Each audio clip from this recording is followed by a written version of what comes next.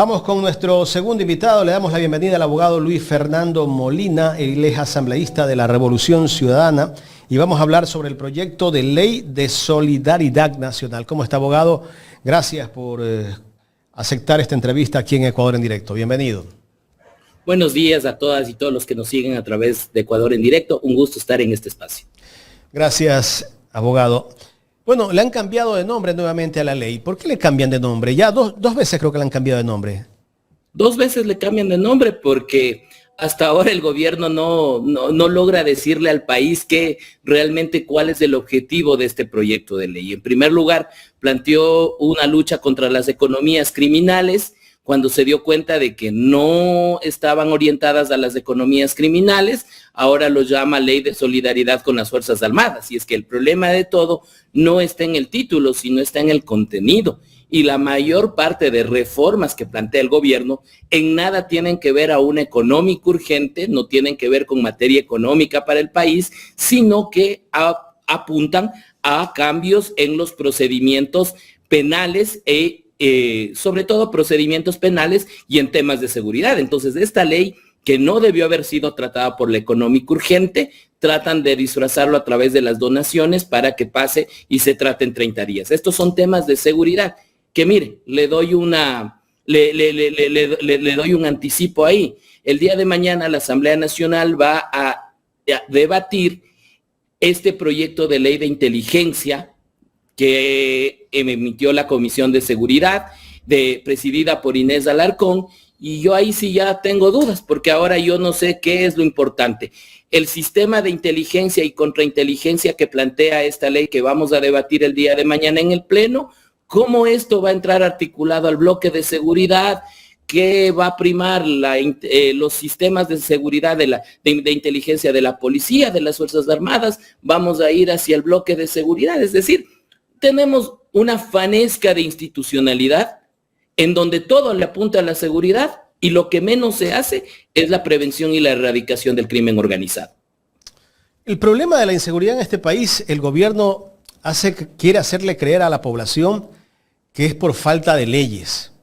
Pero nosotros lo analizábamos justamente a las 8:15 de la mañana con la doctora Mónica Luzárraga y ella decía que la verdad que ese no es el problema. Así es. El problema es que aquí el Estado casi que está ausente en todo. Vemos que casi el 50% de los niños están en la pobreza.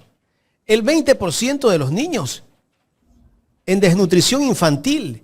Pero se sigue hablando en este país que hay que poner leyes más duras, que hay que sacar a los militares, que hay que sacar a la policía, que hay que pedirle a la empresa privada que nos regale pistolitas para la policía y que con eso vamos a combatir la inseguridad que vive el país.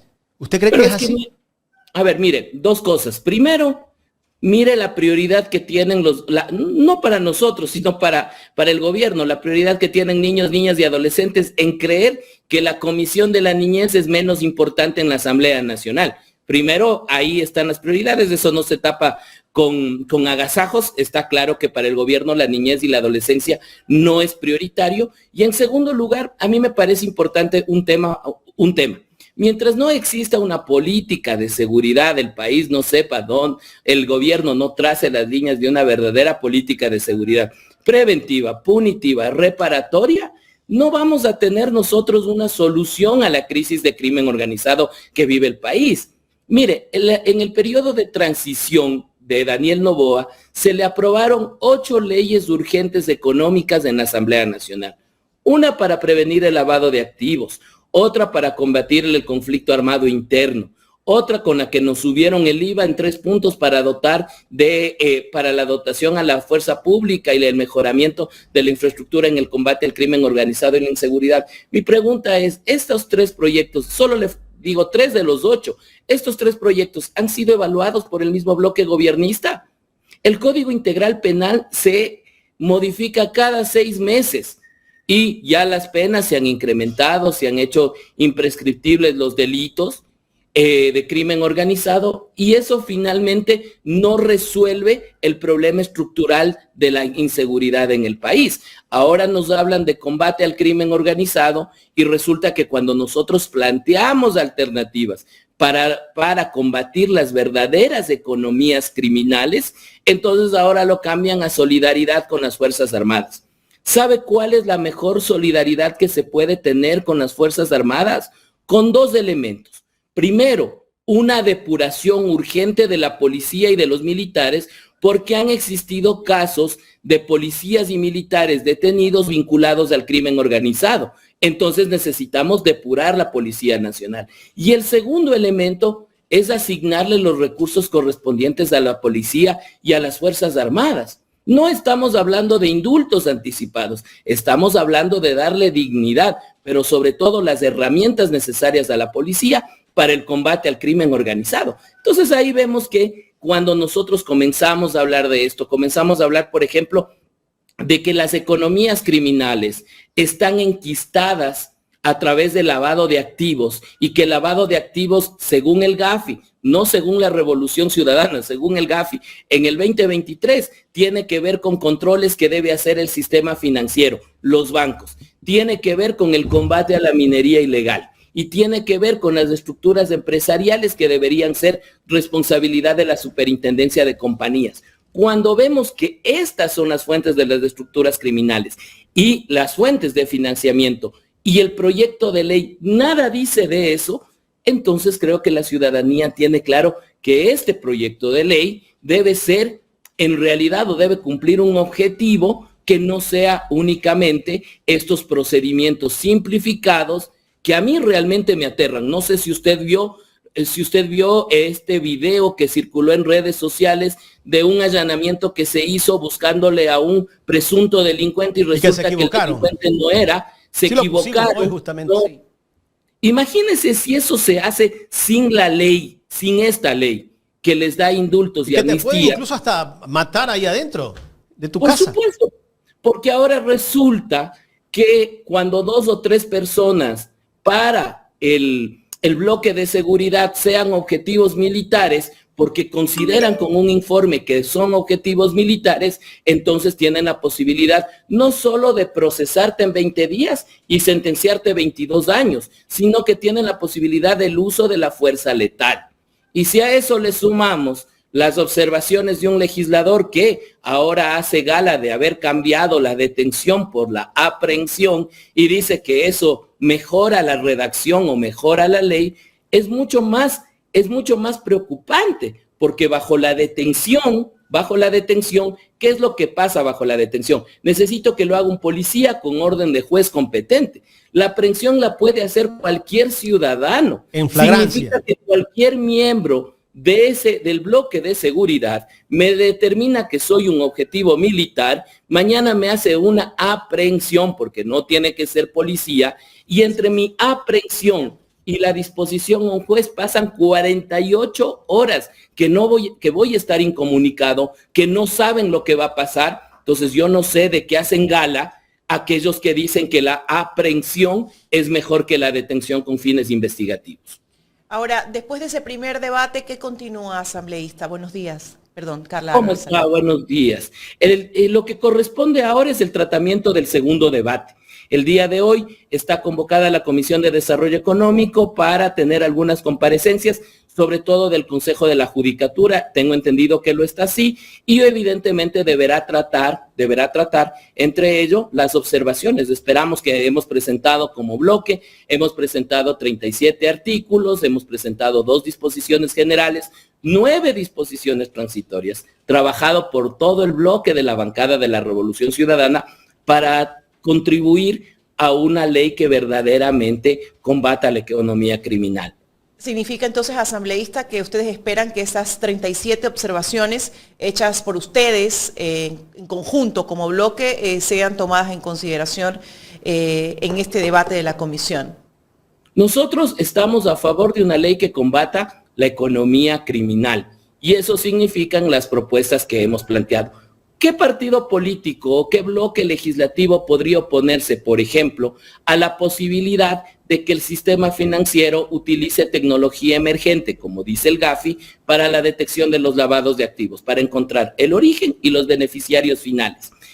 ¿Qué partido o qué bloque político podría oponerse al fortalecimiento de la UAFE, qué partido o bloque político podría oponerse a regular estas famosas sociedades anónimas simplificadas que están vinculadas a las actividades mineras y que la minería es una fuente de financiamiento y de enquistamiento del crimen organizado. Podemos oponernos, y eso habría que preguntarle hoy día al presidente de la Judicatura, ¿podría oponerse alguien a que la Judicatura realice dos cosas? Primero, se le asigne el presupuesto necesario para poder tener una justicia transparente y se aperturen los concursos para la elección de jueces de primera y de segunda instancia, que son los jueces básicamente que conocen los delitos de narcotráfico, de crimen organizado, pero que son también los jueces que tienen que resolver una pensión de alimentos para una madre que clama justicia para que tenga ingresos para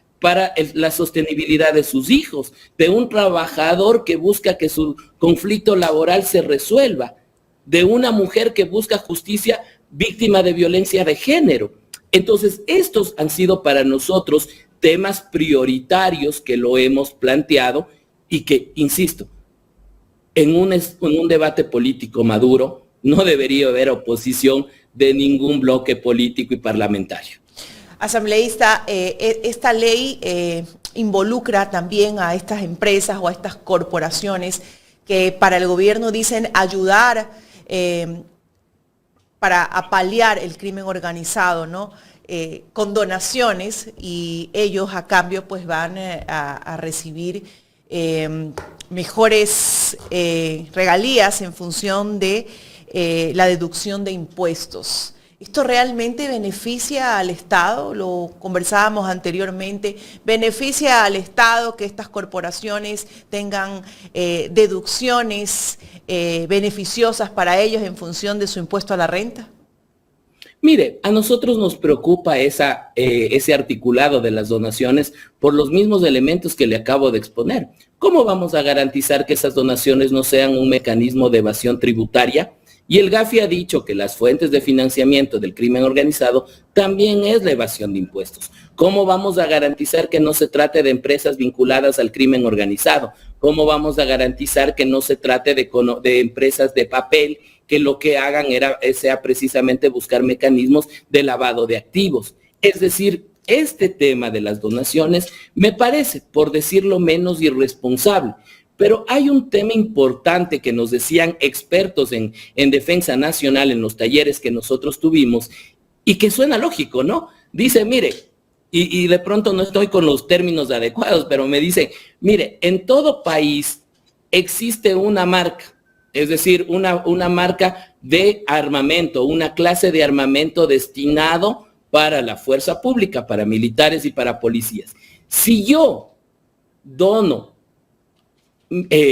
armamento o para temas de seguridad en una calidad o en una marca que no sea la de la policía y de las Fuerzas Armadas, yo lo que hago es complejizar la identificación del tráfico ilegal de armas, porque todo país tiene su propia calidad y sus propias características de armamento que permite que todo lo que no sea de esa calidad se presuma que es tráfico ilegal de armas. Ahora, ¿cómo vamos a distinguir en una suerte de distintas calidades de armamento para policía y para militares? ¿Cómo vamos a distinguir cuáles son cuáles son armas legales y dónde está el tráfico ilegal de armas? Entonces, no es un tema tan simple.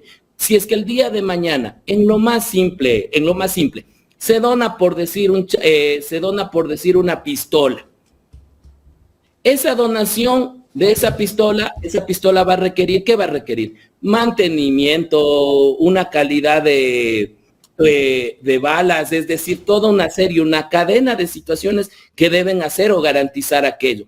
Estos temas no han sido analizados de manera seria por parte del gobierno y es lo que nosotros le hemos puesto también en conocimiento a través de lo que nos han dicho, insisto, expertos en defensa nacional. Es una medida que va más a beneficiar a estos grandes grupos económicos en función de la evasión tributaria. Hay deudas en firmes de grandes empresas. ¿Qué pasa con esas deudas, asambleísta? ¿Por qué en estos momentos el gobierno nacional no pone mano dura ante ello y exige que se le pague al Estado esas deudas? Y con esas deudas podría tranquilamente financiarse la lucha contra el crimen organizado. Pero mire, le doy un dato adicional. Y no es una investigación que la hemos hecho nosotros, es una investigación que lo hizo Ecuavisa en el año 2023 con Conectas. ¿Y qué es lo que determina Ecuavisa? Y el diario Primicias también en el 2024, que muchas empresas de los grandes grupos económicos, para no pagar impuestos, se dividen y se convierten en sociedades anónimas de acciones simplificadas. Entonces, finalmente, ¿qué es lo que nosotros hemos planteado como propuesta? Que toda empresa que quiera convertirse en sociedad de acciones simplificadas debe demostrar al Servicio de Rentas Internas pérdidas de sus activos en los 5 últimos años, porque de lo contrario ese es un mecanismo también de evasión tributaria. ¿Cómo podemos nosotros creer que de 66,000 SAS, 328 estén vinculadas al crimen organizado?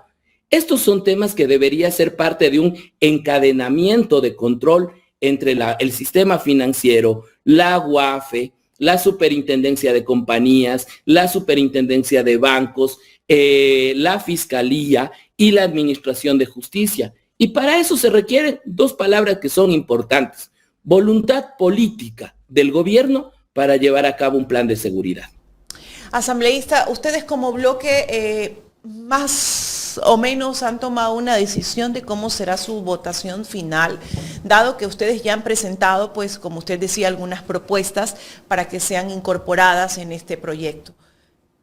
Nosotros analizaremos conforme el transcurso del tratamiento del segundo debate y conforme vayan estableciéndose aquellas incorporaciones, observaciones que hemos planteado. Digamos, nosotros nos reuniremos en bloque y tomaremos una decisión. Por el momento estamos concentrados en un tema importante. Primero, solicitar nuestra participación con voz pero sin voto. Ojalá nos permita la Comisión de Desarrollo Económico poder exponer estos temas a la Comisión y al país y que estas propuestas sean acogidas. ¿Ya presentaron oficialmente ese pedido ante la señora Valentina Centeno, que es la presidenta de esa comisión? Sí, presentamos el día viernes, presentamos antes del debate, porque recordar que en procedimiento parlamentario no puede presentar observaciones previo al informe de primer debate y previo al informe de segundo debate. Entonces lo hemos hecho antes de la sesión plenaria y lo hemos presentado oficialmente. ¿La decisión al final se tomará como bloque de la Revolución Ciudadana? Por supuesto, la decisión al final se tomará como bloque,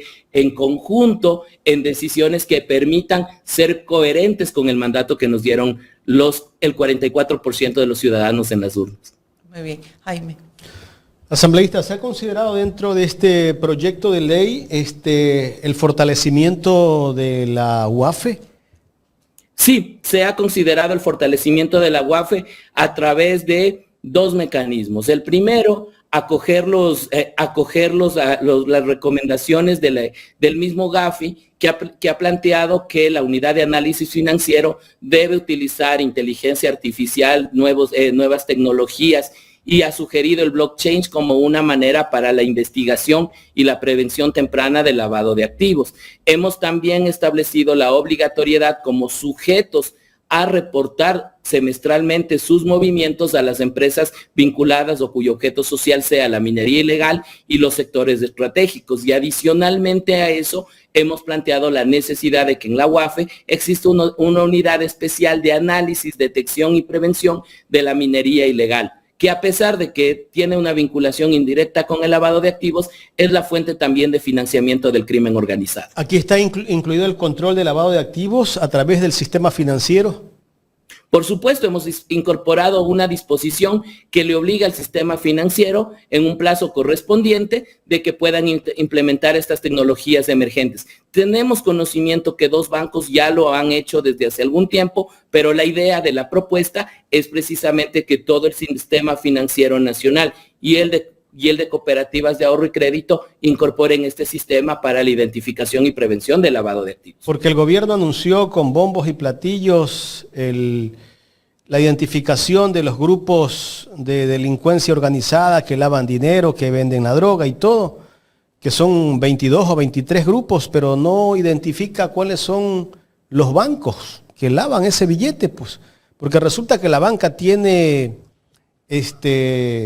ganancias exorbitantes en estos últimos años.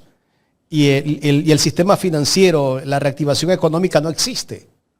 Por supuesto, y deben haber controles. Por eso uno de los temas que hemos planteado es el encadenamiento o el traspaso de la coordinación de información entre la Superintendencia de Compañías, la Superintendencia de Bancos, la UAFE y también Fiscalía General del Estado, porque nos parece que eso es importante para que haya una correlación. A pesar de que ahora, le digo, ahora ya la ley establece que debe estar la información cruzada, digamos, no está por demás de establecer que en el tema de lavado de activos esto deba ser obligatorio y permanente. ¿Y con la policía qué va a pasar? ¿Va a haber ese control dentro de la institución, el control que se hacía antes, hace 8 años, donde se tomaban las pruebas a través del polígrafo? Lo que hemos planteado como alternativa es que exista o se cree la Agencia Nacional para el análisis y para los análisis y evaluación de confianza. Creemos en ese sentido que los entes controlados no pueden ser a su vez controladores. Por lo tanto, debe ser una agencia nacional la que lleve a cabo los procesos de evaluación a través de las pruebas de confianza, la Policía Nacional, y a los militares para que pueda ser un ente independiente con los criterios y las directrices técnicas, pero que esto permita a un proceso necesario de depuración de la policía y de las Fuerzas Armadas. Pero también hemos sido enfáticos en la necesidad de que se les asignen los recursos correspondientes a la fuerza pública. ¿Está considerado también el allanamiento a las empresas que exportan la droga, las que llevan los barcos bananeros que llevan la droga? ¿Se ha considerado dentro de esta ley ese control también para que estas empresas que siempre viven transportando la droga hacia Europa sean controladas también? Es que lo que pasa es que desde el 2014, que el Código Integral Penal entró en vigencia, una de las innovaciones del Código Integral Penal fue precisamente la responsabilidad penal de las personas jurídicas, no solo de los sujetos, de las personas naturales, de usted y de nosotros, sino también la responsabilidad que llega incluso a la extinción de la persona jurídica. Entonces, digamos, nosotros, o por lo menos yo considero que más allá de esta situación de lo que usted plantea, las herramientas existen desde el 2014. ¿Y por qué no se aplica? Lo que necesitamos en este momento es que la Fiscalía General del Estado realice precisamente una investigación adecuada en los reportes de operaciones inusuales, los ROIs que le remite la UAFE para la prevención y detección del lavado de activos. Y necesitamos una administración de justicia depurada, que sea transparente, que no responda precisamente a este famoso banco de elegibles donde toman a los jueces porque no se han realizado concursos del 2017. Mire, lo que tenemos en este momento es un cuello de botella. ¿Y por qué tenemos un cuello de botella? Porque si ya llegan las alertas por parte del sistema financiero, llega hacia la UAFE automáticamente genera los reportes, ¿quiénes tienen la obligación de investigación y sanción del delito? La Fiscalía y la Administración de Justicia. Entonces, hay que depurar también la Administración de Justicia, hay que darle los recursos a la Judicatura y la Judicatura debe tener voluntad política. Fiscalía no ha cumplido con su rol. Es que eso lo dijo en agosto del 2024 los representantes de la UAFE ante la Asamblea Nacional en la Comisión de Fiscalización. Dijeron que el problema era que Fiscalía no investiga. ¿Y cómo es que la señora fiscal saliente un poco más y la santifican por todo el trabajo que ha hecho, incluso la misma Iglesia Católica, por ser una persona que ha luchado contra el narcotráfico, contra la corrupción, contra todo? ¿Puede usted creer, por ejemplo, que entre 2017 y 2021 se hayan generado 121 reportes de presunción de lavado de activos y apenas 11 hayan llegado a sentencia? Eso es la realidad que agosto del 2024 la legisladora Pamela Aguirre recibió como respuesta por parte de la UAFE en la Comisión de Fiscalización. Entonces, ¿esto qué necesita? Fortalecimiento de instituciones. La UAFE tiene que fortalecerse, pero también tiene que fortalecerse la Fiscalía. Es lo que le acabo de comentar. Cuando la Fiscalía necesita 800 fiscales a nivel nacional, tenemos 400. ¿Qué ha hecho Fiscalía para aperturar una carrera de fiscales, para incorporar nuevos fiscales, para que puedan hacer las investigaciones correspondientes? Este tema del blockchain, de las tecnologías emergentes que debe tener el sistema financiero, que debe tener la UAFE, también tiene que tener la Fiscalía, y lo ha dicho el Gafi, porque si la Fiscalía tiene esta tecnología, la inteligencia artificial, el blockchain, como mecanismos de control, eso permite fortalecer una investigación más seria. Pero si no hay suficientes fiscales, no hay presupuesto y tampoco se incorporan tecnologías necesarias para la investigación del delito de lavado de activos, tenemos una fiscalía poco eficiente y una administración de justicia que finalmente, con pocos jueces o con jueces elegibles, no contribuyen a la sanción. Asambleísta, ya en la recta final, ¿toman la decisión ustedes respecto a la votación de esta ley el día de mañana o el día de hoy?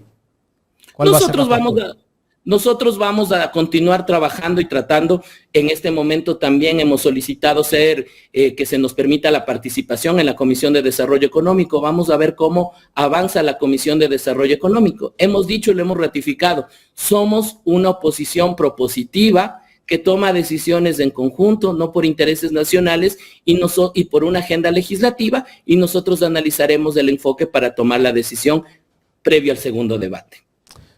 Gracias, asambleísta, por su tiempo. Un gusto, que pasen bien, hasta luego. Muchísimas gracias. Luis Fernando Molina, asambleísta de la RC, hablando con nosotros sobre el famoso proyecto de... Y dejar claro, ¿no? Él manifestó que han presentado ellos ante la comisión puntos que esperan pues que sean tomados en cuenta, que se analicen para que pues sean expuestos ahí y se tomen en consideración. Posteriormente a eso, pues como bloque, juntos, como Revolución Ciudadana, tomarán la decisión de cómo votar pues el día pertinente donde se trate ya el proyecto de ley, como debe de ser. No es que se han opuesto, han presentado primero ellos sus puntos de vista que quieren pues que sean tomados en consideración. De ese proyecto lo han cambiado, por ¿no? Su 31 puntos, si no me equivoco, dijo. Por la cantidad de incoherencias que había, ¿no?